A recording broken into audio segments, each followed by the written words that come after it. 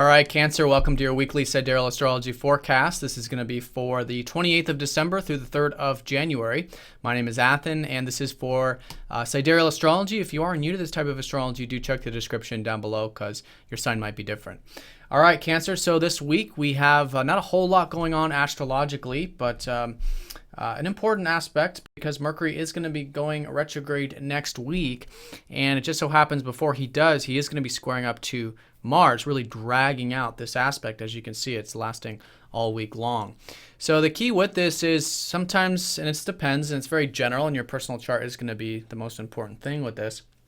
But sometimes a little bit touchy, sometimes a little bit irritable, maybe with the communications and our own personal, intentions with Mars and sort of clashing, things we want on one level, and then the communications and even thoughts on another, right? Sometimes clashing. But the key is this can be very constructive. In fact, it's a good week for implementing these goals, even especially on the day-to-day level, which is, of course, Mercury. So that's on a very general sense, but for you Cancers, it's specifically involving that routine because you've had Mercury transiting your 6th house. So maybe there's lately been more focus in terms of your health, your diet, your regimens, maybe the daily work environment. Mercury is about to go retrograde, so this is going to be a reflecting time for you in terms of seeing how you can maybe redo and rehash some of those daily activities. And so it's a good week to kind of pause with that for just a second. And with the square up to Mars, maybe there's been some drive and intentions for you to communicate lately with Mars in your 3rd house. A lot of assertiveness maybe to either do some communication, some correspondence, to share your own views on things, and maybe even to learn as well. Maybe there's been a lot of reading and writing and that sort of thing. So it's a good week for that with that extra attention, bringing that extra attention, I think, to specifically the communications, correspondence, as well as anything on that daily work level. And it can be very constructive. In this way, you can really bring in this patience and hard work, perhaps, into the routine to get maybe the diet or the regimens in order and that sort of stuff, and vice versa. Really bringing in this awareness into the communications and learning, and work hard at that nice and slowly. So that's going to be in terms of the houses. Now, of course, Mercury does rule your 12th house also, so maybe getting that rest and relaxation might be needed, watching any extremes with that. And Mars does rule your 5th and your 10th. So it is a good week for having that extra attention and maybe working hard at your self-expression, which is the 5th house, anything creative, and also maybe the career stuff also. All right, so those are going to be the key areas activated with that.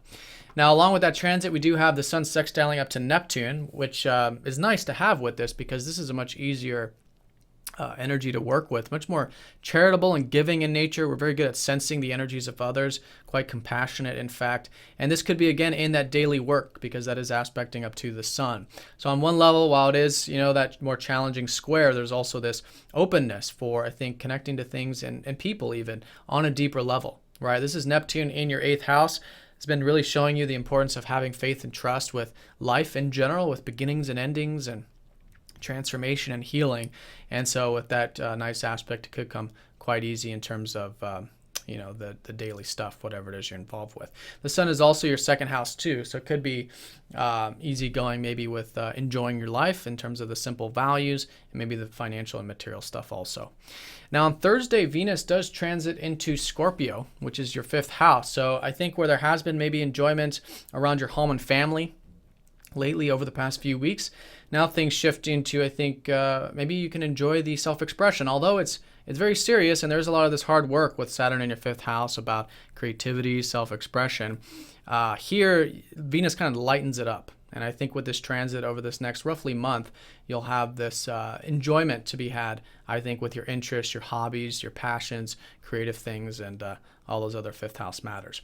Now, I want to mention too, because there's not a whole lot of aspects, I want to mention that the moon is, of course, coming off of this full moon here from last week. So the lunar cycle is going to be mostly in the 3rd quarter phase this week, which is about, again, that hard work, patience, and all of that stuff. And it's specifically involving your self-expression because that's where you had the last new moon in Ophiuchus.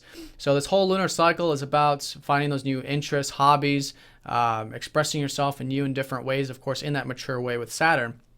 But it's a great week to continuously expand on that level, as well as maybe even implement some of these things that came to you last week about the importance of faith and trust and rest and relaxation of that 12th house also. All right, Cancer. So if you guys have any questions, please let me know, and I'll see you guys all next week. Take care.